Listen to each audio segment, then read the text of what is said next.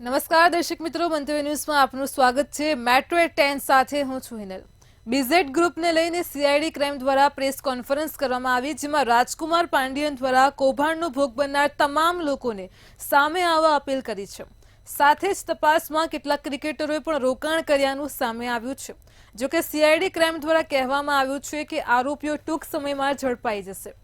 Bhupendrasinh ઝાલાનું location trace કરવામાં આવ્યું છે। સાથે જ શિક્ષકોની સંડોવણી મામલે પણ તપાસ ચાલી રહી છે।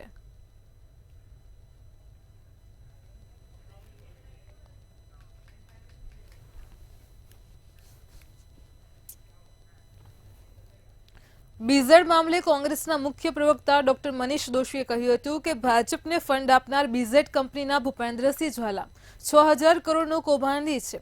તેણે ભાજપને ચંદાલો ધંધાલો સ્કીમમાં ભાગરૂપે નાણાં આપ્યા હતા। ગુજરાતમાં હજારો નાગરિકોના કરોડો રૂપિયાનું ફુલેકું ફેરવનાર ભૂપેન્દ્રસિંહ ઝાલા અને ભાજપની સાંઠગાંઠ સામે આવી છે। તો ભૂપેન્દ્રસિંહ ઝાલાએ ભાજપનું પ્રાથમિક સભ્યપદ પણ મેળવ્યું હતું। હવે કોંગ્રેસની માંગ છે કે આવા કાંડમાં દાખલારૂપ કાર્યવાહી કરવામાં આવે। એટલી વાત સ્પષ્ટ થાય કે ભારતીય જનતા પાર્ટીના આશીર્વાદથી આવા અનેક ભૂપેન્દ્રસિંહ ઝાલા ગુજરાતમાં હજારો રોકાણકારોને લૂંટ ડૂબાડતા હોય, રાતા પાણી રોડાવતા હોય એવી વસ્તુ સામે આવે છે, છતાં સરકારમાં બેઠેલા મંત્રી અને સંત્રી સંપૂર્ણપણે મૌન લઈને પોતાની જાતને બચાવવા માટે દૂર દૂર ભાગી રહ્યા છે। રોજ નવા વિડીયો આવે છે, ફોટો આવે છે। અમદાવાદની ખ્યાતિ હોસ્પિટલ કાંડ મુદ્દે ક્રાઇમ બ્રાન્ચને મહત્વની સફળતા મળી છે। વાસ્તવમાં ભાગેડુ આરોપી ડોક્ટર સંજય પટોળિયાની ધરપકડ કરાઈ છે। રાજકોટમાં doctor Sanjay Patoliya new life નામની હોસ્પિટલ ચલાવતો હતો। સંજય પટોળિયા રાજકોટમાં છુપાઈને બેઠો હતો। જોકે આ ઘટના બાદ તેણે આગોતરા જામીન અરજી આપી હતી, પણ આગોતરા જામીન અરજી રિજેક્ટ થતા અમદાવાદ આવ્યો હતો। આ દરમિયાન સોલા મિત્રના આરકેજે ફાર્મ હાઉસ પાસે છુપાયો હતો અને ત્યારબાદમાં ક્રાઇમ બ્રાન્ચે આરોપીની ધરપકડ કરી છે।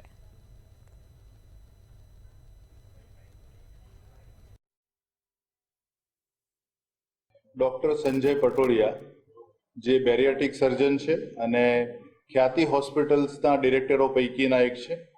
એમની આજરોજ ગોતા સિલ્વર કોલેજ પાસેથી એમની ધરપકડ કરવામાં આવેલી છે। ડૉક્ટર સંજય પટોળિયા જ્યારથી આ ગુનો નોંધાવ્યો 13 તારીખે ત્યારથી જે પ્રથમ રાજકોટ ગયેલા ને ત્યાંથી પછી રાજસ્થાનના અલગ અલગ શહેરોમાં એ ટ્રાવેલ્સમાં અને ટેક્સી કારમાં ફરતા રહેલા હતા। અમદાવાદના ધોળકામાં ગટર રોડ રસ્તા સહિતની સમસ્યાથી લોકો હેરાન પરેશાન થઈ રહ્યા છે।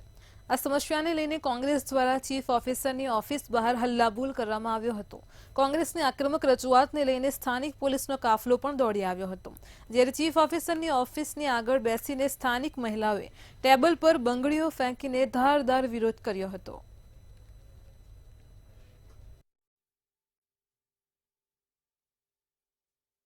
કે છેલ્લા 1 વર્ષથી ત્રાહિમામ પોકારી ગયા છે।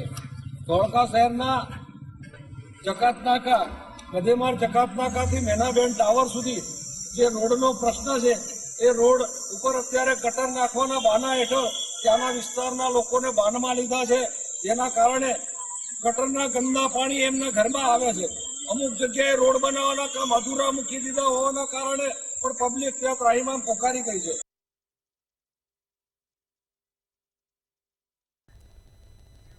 જૂનાગઢ શહેરમાં દિવસે ને દિવસે ચોરી અને લૂંટના બનાવો સતત વધી રહ્યા છે। શહેરના ચિતાખાના ચોક પાસે વૃદ્ધ મહિલાનો સોનાની ચેન ચોરી થયાની ફરિયાદ નોંધાઈ હતી, જેને લઈને એ ડિવિઝન પોલીસ દ્વારા સીસીટીવી અને સર્વેલન્સની મદદથી અમદાવાદના 2 યુવાનોને ઝડપી લીધા છે।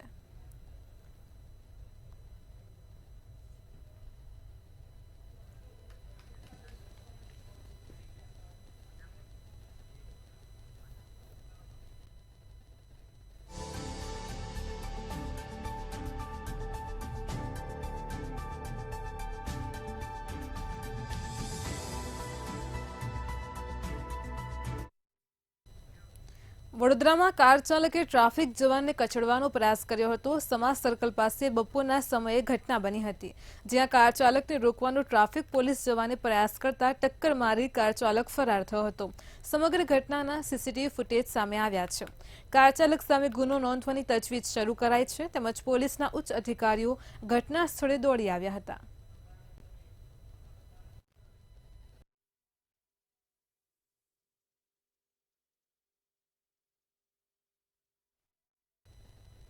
સરકારના પોસ્ટ મેટ્રિક શિષ્યવૃત્તિ રદ કરવાના નિર્ણયને રદ કરવા અને આદિવાસી બાળકો માટે મેનેજમેન્ટ કોટામાં પ્રવેશ મેળવ્યા બાદ મળતી શિષ્યવૃત્તિને પુનઃ બહાલ કરવાની માંગ સાથે આજે ધારાસભ્ય ચૈતર વસાવા અને વિદ્યાર્થી નેતા યુવરાજસિંહ જાડેજા સહિતના અન્ય વિદ્યાર્થીઓ ગાંધીનગર ખાતે પહોંચ્યા હતા. બિરસા મુંડા ભવન ખાતે ધરણા પ્રદર્શન કર્યું હતું, જેમાં ચૈતર વસાવાએ ચીમકી આપી છે કે જો શિષ્યવૃત્તિનો નિર્ણય રદ નહીં કરાય તો તમામ વિકાસ કમિશનરની ઓફિસોને તાળા મારવામાં આવશે.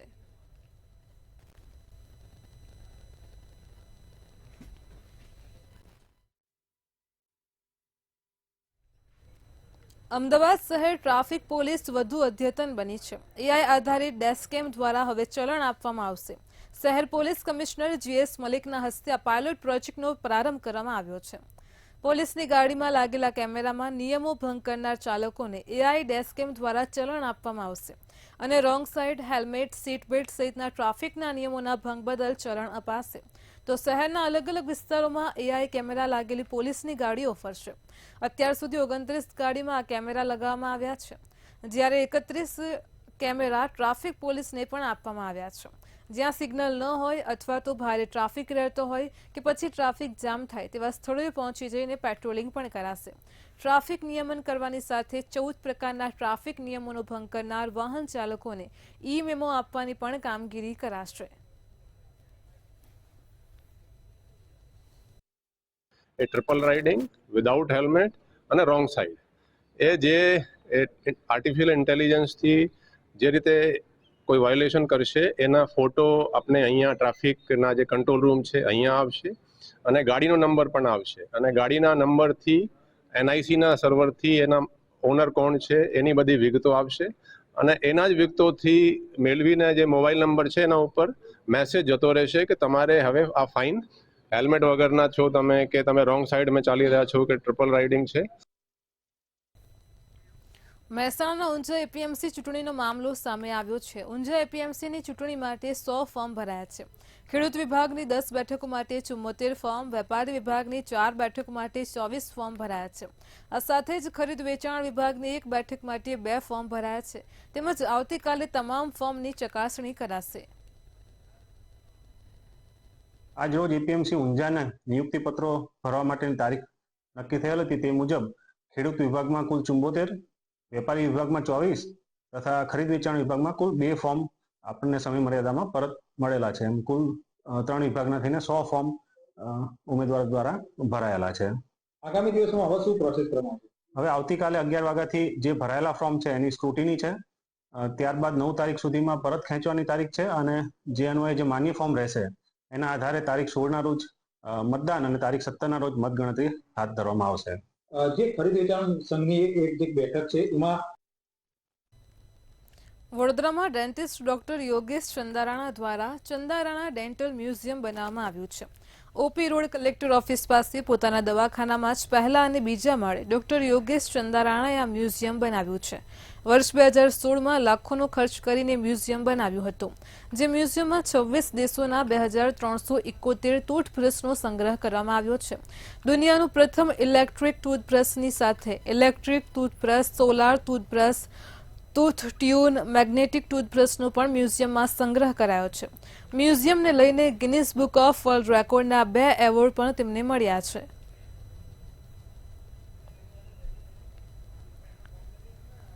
અને 16માં સર્વપ્રથમ આપણે ડૉક્ટર ચંદારાણા દંત સંગ્રહાલયનું ઉદ્ઘાટન કરી અને વડોદરા તેમજ દરેક પ્રદેશની જાહેર જનતા માટે ખુલ્લું મૂક્યું. આજ સુધીમાં આ મ્યુઝિયમની આશરે 41,000 મુલાકાતીઓએ મુલાકાત લીધી, જેમાં મહત્તમ બાળકોએ એનો ઉપયોગ કર્યો. આ મ્યુઝિયમ જુઓ તો બાળકથી માંડીને મોટા અથવા તો કોઈ પણ પ્રોફેશનના લગતા દરેક વ્યક્તિને ગમે એવી વસ્તુઓનું આકર્ષણ રૂપે ડૉક્ટર ચંદ્રાણા ડેન્ટલ મ્યુઝિયમમાં અત્યાર સુધી 2016થી 40,000 મુલાકાતીઓ આવી ચૂક્યા છે અને હાલમાં જ આપણને ગિનિસ બુક ઓફ વર્લ્ડ રેકોર્ડના 2 વર્લ્ડ રેકોર્ડ્સ એનાયત કરવામાં આવ્યા છે, લાર્જેસ્ટ કલેક્શન ઓફ ટૂથબ્રશિસ અને લાર્જેસ્ટ ડિસ્પ્લે ઓફ ટૂથબ્રશિસ. આ એક ડૉક્ટર ચંદ્રાણા પરિવાર માટે જ નહીં પણ વડોદરા શહેર, ગુજરાત અને દેશભર માટે એક ગૌરવાન્વિત વાત છે. અને આપણે પ્રયત્ન કર્યો છે કે એક પ્રિવેન્ટિવ ઓરલ હેલ્થ અવેરનેસ માટે આપણે સેટઅપ. વડોદરા શહેરમાં ચોમાસાની સિઝનમાં પણ પૂરની સ્થિતિએ કાળો કહેર વર્તાવ્યો હતો, જેમાં વડોદરા શહેરમાં કરોડો રૂપિયાનું નુકસાન લોકોએ વેઠ્યું છે, જેની સામે અનેક લોકો સહાયથી વંચિત રહી ગયા છે. ત્યારે આવા સમયે હવે કોર્પોરેશન દ્વારા વેરા બચાવવાની શરૂઆત કરવામાં આવનાર છે, જેને લઈને લોકો આ વર્ષે વેરા માફીની માંગ કરી રહ્યા છે. કેટલાક લોકોએ તો આ વર્ષે વેરો ભરવાના જ નથી તેવી પણ ચીમકી ઉચ્ચારી છે.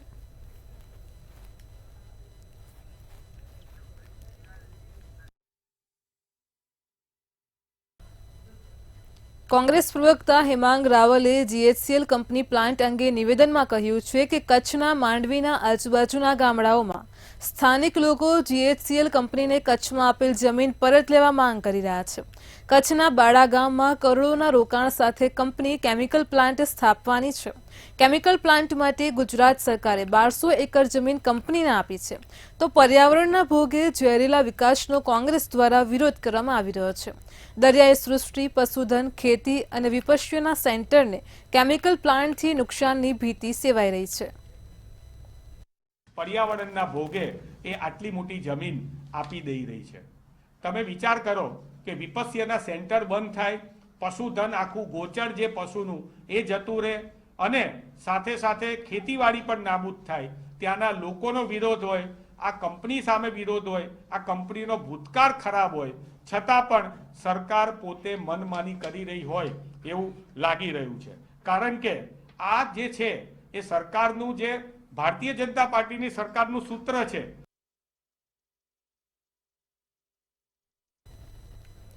મહેસાણામાં વિસનગરના તરફ ગામમાં પાટણના યુવક જિગ્નેશ દરજી સાથે છેતરપિંડી કરવામાં આવી હતી.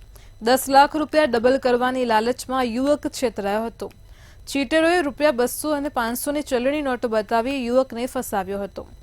તો ₹10 લાખ રોકડ લઈને ડબલ ન કરી આપ્યા, ત્યારબાદમાં 1 લાખ પરત આપ્યા પણ 9 લાખ ન આપ્યા હતા. એકના ડબલ કરવાની લાલચમાં યુવકે 9 લાખ ગુમાવ્યા છે. ત્યારે સમગ્ર મામલે યુવકે રણજીત ઠાકોર, કમલેશ શેઠ 5 અજાણ્યા શખ્સો સામે વિસનગર તાલુકા પોલીસ સ્ટેશનમાં ફરિયાદ નોંધાવી છે.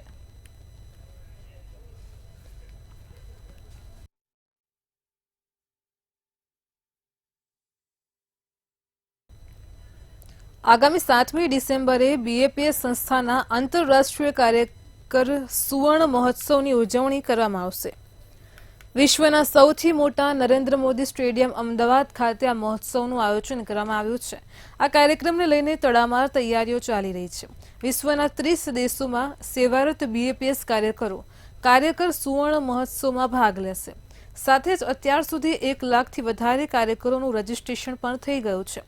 બીએપીએસના વડા મહંત સ્વામી મહારાજ અને ગૃહમંત્રી અમિત શાહ સહિત અનેક મહાનુભાવો ઉપસ્થિત રહેશે.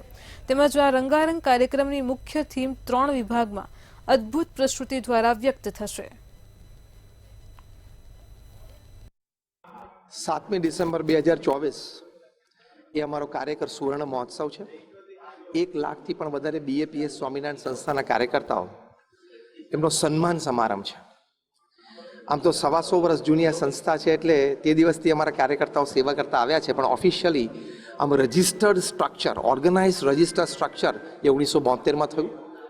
2022માં એ સુવર્ણ મહોત્સવ અમારે ઉજવવાનો હતો, પણ એ વખતે પ્રમુખ સ્વામી મહારાજનો શતાબ્દી મહોત્સવ આવ્યો, જે કોરોના લીધે 1 વર્ષ પાછળ ગયેલો. એટલે અત્યારે મહંત સ્વામી મહારાજ અમારા ગુરુહરિની આજ્ઞાથી આ વર્ષે આપણે ઉજવીએ છીએ. દુનિયાના 30 દેશોમાંથી 1 લાખ અમારા કાર્યકર્તાઓ એ અહીંયા 7મી ડિસેમ્બરે સાંજે હશે. આ ઉત્સવને જો એક શબ્દમાં કહેવો હોય તો એ એમની સેવાનું સન્માન છે. It's a gathering of gratitude. BAPS સંસ્થાની 162 પ્રકારની સમાજ ઉપયોગી પ્રવૃત્તિઓમાં તો આ લોકોએ સેવા કરી જ છે અને કરી રહ્યા છે, પણ સમાજને જ્યારે જ્યારે જરૂર પડી, અતિવૃષ્ટિ, અનાવૃષ્ટિ, એ વખતે પણ આ કાર્યકર્તાઓએ પોતાના સમયને, પોતાના વ્યવસાયને, પોતાના પરિવારને પણ ગૌણ કરીને સમાજને આપ્યું છે. તો આ જે લોકોએ આપ્યું છે એ લોકોનું સન્માન છે, એ લોકોની સેવાને અમે બિરદાવીએ છીએ. એવો એક સુંદર કાર્યક્રમ એ 7મી ડિસેમ્બરે છે. અમદાવાદના નરેન્દ્ર મોદી સ્ટેડિયમમાં મેચ નહીં પરંતુ BAPSનો સુવર્ણ કાર્યક્રમ મહોત્સવ 7મી ડિસેમ્બરે યોજાવાનો છે, જેને લઈને હાલ અત્યારે ગ્રાઉન્ડમાં તડામાર જે તૈયારીઓ છે તે ચાલી રહી છે. કારણ કે 1 લાખ કાર્યકર્તાઓ આ સ્ટેડિયમમાં ભેગા થવાના છે અને પહેલી વખત મેચ નહીં પરંતુ અહીંયા કોઈ ધાર્મિક જે મહોત્સવ છે તે યોજાવાનો છે. મહંત સ્વામી મહારાજ પણ અહીંયા હાજર રહેવાના છે. તેમની સાથે સાથે અનેક જે સાધુ સંતો છે તે અહીંયા ઉપસ્થિત રહેવાના છે અને જે કાર્યકરો છે તેમને મળવાના છે. ખૂબ જ અલગ અલગ જે કાર્યક્રમો છે તેનું આયોજન કરવામાં આવ્યું છે અને છેલ્લા ઘણા સમયથી જે BAPSના જે કાર્યકર્તાઓ છે તે સેવા કરી રહ્યા છે, અહીંયા દિવસ રાત જે મહેનત છે તે કરી રહ્યા છે. કારણ કે અલગ જ પ્રકારનો એક આખો મહોત્સવ છે તે નરેન્દ્ર મોદી સ્ટેડિયમમાં યોજાવાનો છે. ત્યારે કેટલાક કાર્યકર્તાઓ છે તે અહીંયા આપણી સાથે છે, આપણે તેમની સાથે વાત કરીશું કે કેટલા સમયથી તેઓ આ સેવા કરી રહ્યા છે. આપનું નામ? મારું નામ છે ચેતના લાખાણી અને હું અમદાવાદમાં રહું છું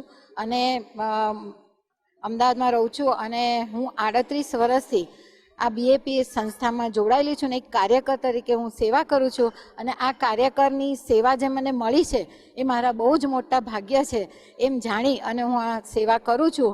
અને ખરેખર એમ કે ખરેખર મેં કેટલ કેમ્પથી આ સેવા શરૂ કરી હતી. તે અત્યાર સુધીના જેટલા બધા સમયા છે, મંદિરમાં પણ જે સેવાઓ છે એ બધી સેવાઓ મને કરવાનો સ્વામી બાપાએ મને પ્રેરણા આપી છે. એ બદલ ખરેખર હું એમનો ધન્યવાદ માનું છું અને મને આ સેવા માટે સ્વીકારી એને માટે પણ હું ખૂબ ધન્યવાદ માનું છું. અને આજે અહીંયા BAPS કાર્યકર સુવર્ણ મહોત્સવ ઉજવવાનો છે એમાં પણ મને આ લાભ મળ્યો છે એને માટે પણ હું ખૂબ જ ધન્યતાને પાત્ર છું. અહીંયા મહિનાથી સેવાઓ ચાલે છે, જેમ કે રસોડાની સેવા છે, પછી ફૂડ પેકેજ ભરવાની સેવા છે, પછી શાક સુધારવાની સેવા છે. એટલે અહીંયા જાત જાતની સેવાઓ, અહીંયા ગ્રાઉન્ડ સફાઈ કરવાની સેવા પણ અહીંયા ચાલે છે. અને બધા બહેનો જે સેવા કરવા આવે છે એટલા ઉત્સાહથી સેવા કરે છે, જરા પણ કંટાળો નહીં, જરા પણ થાક નહીં. અને એકદમ એમને આમ એટલી બધી તાજગી રહે છે કે એમાં કેમ કરીને આ સેવા કરી અને સ્વામી બાપાને રાજી કરી શકીએ. તો બધા કાર્યકરો અને હું પણ અમે બધા ખૂબ જ ઉત્સાહપૂર્વક આ સેવા કરી અને અમે સ્વામી બાપાને રાજી કરી શકીએ એ જ પ્રાર્થના કરીએ છીએ. એટલે 7 તારીખે જે આ મહોત્સવ ઉજવવાનો છે તેમાં 1 લાખ જેટલા જે હરિભક્તો છે તે જોડાવાના છે અને આખો જે માહોલ છે નરેન્દ્ર મોદી ક્રિકેટ સ્ટેડિયમનો તે ભક્તિમય બનવાનો છે. અને આમાં પ્રધાનમંત્રી નરેન્દ્ર મોદી પણ વર્ચ્યુઅલી જોડાવાના છે, તેમની સાથે અમિત શાહ પણ હાજર રહેશે. એટલે 7 તારીખે નરેન્દ્ર મોદી ક્રિકેટ સ્ટેડિયમમાં ધાર્મિક જે મહોત્સવ છે તે ઉજવવા જઈ રહ્યો છે. કેમેરા પર્સન બિપિન અમીન સાથે કિંજલ બોરીસા, મંતવ્ય ન્યૂઝ, અમદાવાદ. જામનગરના ચકચારી ગેંગરેપના મુખ્ય આરોપી દ્વારા મોટા થાવરિયા ગામમાં ખડકી દેવાયેલા ગેરકાયદે ફાર્મ હાઉસ પર તંત્રે બુલડોઝર ફેરવ્યું છે. જામનગરના જિલ્લા પોલીસ વડા પોતે ડિમોલિશન સમયે મોટા થાવરિયા ગામના સ્થળ ઉપર વિશાળ પોલીસ કાફલા સાથે હાજર રહ્યા હતા. ઉલ્લેખનીય છે કે આ દબાણ કરતા હુસેન ગુલમામદ શેખ વિરુદ્ધ નવેમ્બર 2024માં city A division police station વિસ્તારમાં સામૂહિક દુષ્કર્મ તથા આજ દિવસ સુધી પંચ એ ડિવિઝન પોલીસ સ્ટેશન વિસ્તારમાં NDPS દુષ્કર્મ, આર્મ્સ એક્ટ તથા પ્રોહિબિશન એક્ટ સહિત કુલ 7 ગુના દાખલ થયેલા છે. ત્યારે આરોપી સામે આજે વહીવટીતંત્ર દ્વારા આકરું પગલું ભરવામાં આવ્યું હતું. તેણે જ્યાં દબાણ કર્યું હતું ત્યાં મોટા પાયે ડિમોલિશનની કાર્યવાહી હાથ ધરીને જગ્યા ખુલ્લી કરાઈ છે.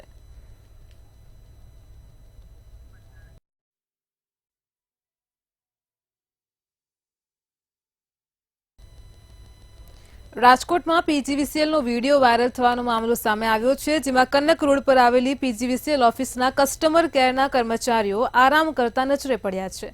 આ વિડીયો રાતનો હોવાનું અનુમાન લગાવાઈ રહ્યું છે. જો કે આ વિડીયો PGVCLના મેનેજમેન્ટના ધ્યાને આવતા જ મેનેજમેન્ટ દ્વારા તપાસના આદેશ પણ કરવામાં આવ્યા છે. ઉલ્લેખનીય છે કે કસ્ટમર કેરની કામગીરી માટે પ્રાઇવેટ એજન્સીને કોન્ટ્રાક્ટ આપવામાં આવેલો છે. ત્યારે હવે તપાસ બાદ જ PGVCLના ઉચ્ચ અધિકારી નિર્ણય લઈને કાર્યવાહી કરશે.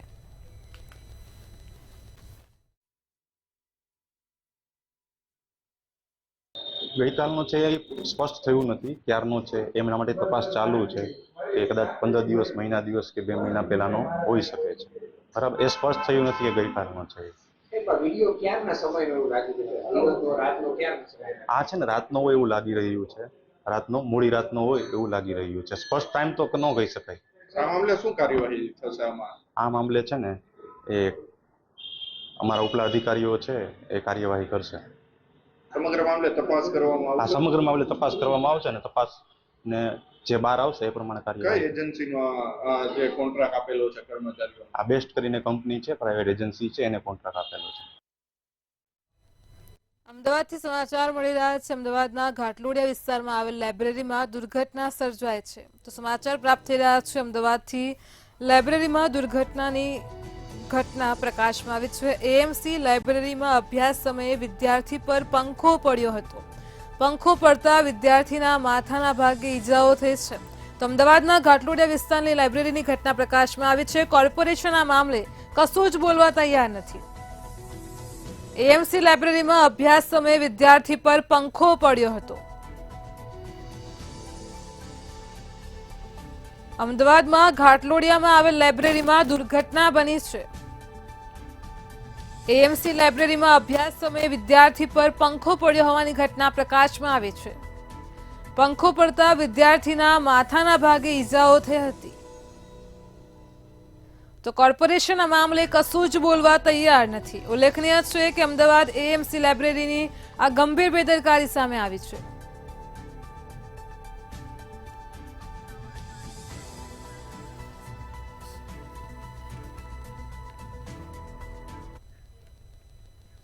અમદાવાદમાં ઇન્કમ ટેક્સ દ્વારા દરોડા પાડવામાં આવ્યા હતા. સમાચાર મળી રહ્યા છે અમદાવાદથી ઇન્કમ ટેક્સ વિભાગની ટીમ દ્વારા દરોડા પાડવામાં આવ્યા હતા. આવકવેરા વિભાગ દ્વારા 3 બિલ્ડરોને ત્યાં સપાટો બોલાવ્યો હતો. 3 બિલ્ડરને ત્યાંથી 400 કરોડના બિનહિસાબી વ્યવહારો પકડાયા છે.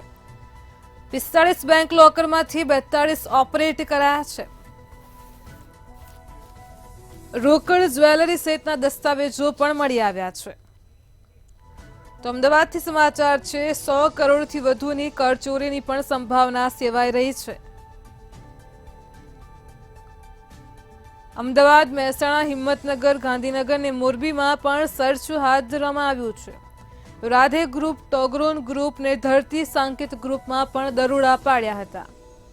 તો 36 સ્થળે હાથ ધરવામાં આવેલ સર્ચ ઓપરેશનને લઈને જ વિગતો મળી રહી છે. રોકડ, જ્વેલરી સહિતના દસ્તાવેજો મળી આવ્યા છે. ઇન્કમટેક્સ વિભાગે ઠેર ઠેર દરોડા પાડ્યા હતા. 100 કરોડથી વધુની કરચોરીની સંભાવના સેવાઈ રહી છે.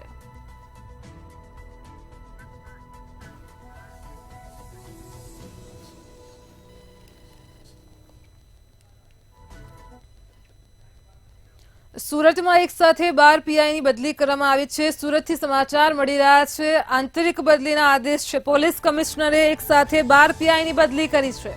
તો વહીવટી કારણોસર 12 પીઆઈની તાત્કાલિક ધોરણે આંતરિક બદલી કરવામાં આવી છે. સુરતથી સમાચાર મળ્યા છે. Eco cell PI HK Solanki Athwa police સ્ટેશનમાં બદલી કરાઈ છે. ઉમરા પીઆઈ JG પટેલની વિશેષ શાખામાં બદલી કરાઈ છે. Cyber crime PI Bansari પંચાલની traffic શાખામાં બદલી કરાઈ છે. તો સુરતમાં એક સાથે 12 પીઆઈની બદલીના સમાચાર મળ્યા છે. પોલીસ કમિશનર એક સાથે 12 પીઆઈની બદલી કરી છે. વહીવટી કારણોસર 12 પીઆઈની તાત્કાલિક ધોરણે આંતરિક બદલી કરવામાં આવી છે. ઇકોસેલના પીઆઈ HK સોલંકીની અઠવા પોલીસ સ્ટેશનમાં બદલી કરાઈ છે. તો ઉમરા પીઆઈ JG પટેલની વિશેષ શાખામાં બદલી કરાઈ છે. Cyber crime PI Bansari પંચાલની traffic શાખામાં બદલી કરાઈ છે. તો સુરતથી સમાચાર મળી રહ્યા છે. પોલીસ કમિશનર દ્વારા આંતરિક બદલીના આદેશ આપવામાં આવ્યા છે.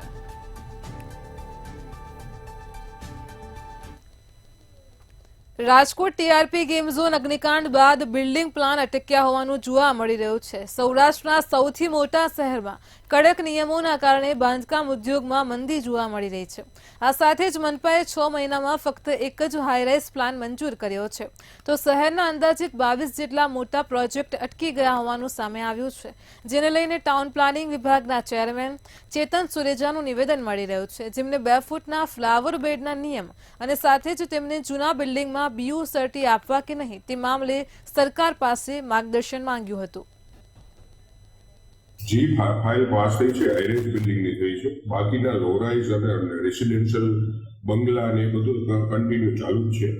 અને હાઈરેઝ બિલ્ડિંગમાં ફાઇલ ઓછી થવાનું કારણ જે 2 ફૂટનું ફ્લાવર બેડનું મિસઅન્ડરસ્ટેન્ડિંગ છે એનું સરકાર પાસે માર્ગદર્શન માંગેલું છે. આવશે એટલે બધાને થઈ જશે. ખાસ તકલીફો શું પડી રહી છે? BU સર્ટી પણ હજી નથી આપવામાં. એટલે BU જ પ્લાન પાસ નહીં, પ્લાન કમ્પ્લીશનનો પ્રોબ્લેમ છે. એ BU એ ફ્લાવર બેડને હિસાબે છે.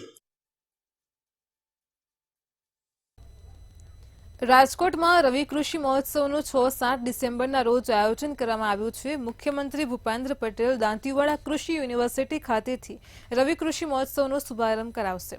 2 દિવસીય મહોત્સવમાં 1000થી વધારે ખેડૂતો હાજરી આપશે. ખેડૂતો માટે સસ્ટેનેબલ ફાર્મિંગ, પ્રાકૃતિક કૃષિ, મિશ્ર પાક પદ્ધતિ પર પરિસંવાદ યોજાશે. ખેડૂતોને કૃષિના મોડેલ ફાર્મિંગની પણ મુલાકાત કરવામાં આવશે, તેમજ ખેડૂતની આવકમાં કેમ વધારો થઈ શકે તે માટે ખેડૂતો સાથે નિષ્ણાંતો સંવાદ કરશે. રાજકોટ જિલ્લામાં પણ તમામ તાલુકાઓમાં રવિ કૃષિ મહોત્સવનું આયોજન કરેલ છે, જેમાં પહેલા દિવસે સવારે અને બપોરે એમ 2 સેશન છે. એમાં પહેલા સેશનમાં મુખ્યત્વે મુખ્યમંત્રી સાહેબનો પ્રોગ્રામ આપણે લાઈવ નિહાળીશું, જે બનાસકાંઠા દાંતીવાડાથી થવાનો છે, અને આપણા બીજા લેક્ચર્સ ને બધું છે કૃષિને લગતા. અને સેકન્ડ હાફમાં આપણે એમાં પ્રાકૃતિક ફાર્મની મુલાકાત લેવાની છે ખેડૂતોને. બીજા દિવસે પણ મિલેટ ડેવલપમેન્ટ યોજના જે અત્યારે ચાલી રહી છે એના વિશે અને પ્રાકૃતિક કૃષિ વિશે આપણે ખેડૂતોને માહિતગાર કરીશું. અને બપોર પછીના સેશનમાં પ્રાકૃતિક કૃષિ ફાર્મની મુલાકાત લેવાની છે. દરેક તાલુકાઓમાં 500 જેટલા ખેડૂતોને આપણે હાજર રાખવાના છે, એ પ્રમાણે આયોજન કર્યું. જૂનાગઢ આરટીઓ કચેરીએ કેશોદમાંથી વાહનોનું ગેરકાયદે થતું વેચાણનો પર્દાફાશ કરવામાં આવ્યો છે. ગાંધીનગર વડી કચેરીને બાતમી મળ્યા બાદ જૂનાગઢ આરટીઓ અધિકારી સહિતની ટીમ દ્વારા કેશોદમાંથી સમગ્ર કૌભાંડ ઝડપી લીધું છે. નિયમ અનુસાર જે કંપનીના ડીલર હોય તેમની પાસે વાહન વેચાણ માટે ટ્રેડ સર્ટિફિકેટ હોવું ફરજિયાત છે, પરંતુ અહીં કેશોદના મનહર પટેલ નામનો શખ્સ ટ્રેડ સર્ટિફિકેટ વગર વાહનોનું વેચાણ કરતા હોવાનું સામે આવતા જ તેમના શોરૂમમાંથી 25 ટુ વ્હીલર જેમની આશરે કિંમત 25 લાખ જેવી થાય છે તે ડિટેન કર્યા છે. સાથે જ વેરાવળના ડીલરને નોટિસ આપીને દંડાત્મક કાર્યવાહી કરવા માટે તજવીજ શરૂ કરાઈ છે. કુલ 25 નવા વાહનો તે શોરૂમ ખાતે જણાઈ આવેલ હતા, જે તમામ વાહનો ખરેખર ગીર સોમનાથના ડીલર વેસ્ટર્ન બજાજની માલિકીના હતા. અને જ્યાં કેશોદ ખાતે જે ડીલર છે તેનું નામ વેસ્ટર્ન ઓટો એજન્સી હતું, જેઓની પાસે જૂનાગઢ આરટીઓ દ્વારા ઇસ્યુ કરેલ ટ્રેડ સર્ટિફિકેટ પણ ન હતું. તેમ છતાં તેઓ દ્વારા નવા વાહનોનું વેચાણ કરવામાં આવતું હતું, જેથી તે તમામ 25 વાહનોને અંદાજે 32,000ના ચલણ ઇસ્યુ કરીને ત્યાં સ્થળ પર ડિટેન કરવામાં આવેલ છે. મેટ્રો 10માં હાલ આટલું જ. પડે પણની અપડેટ મેળવતા રહો માત્ર મંતવ્ય ન્યૂઝ પર. નમસ્કાર.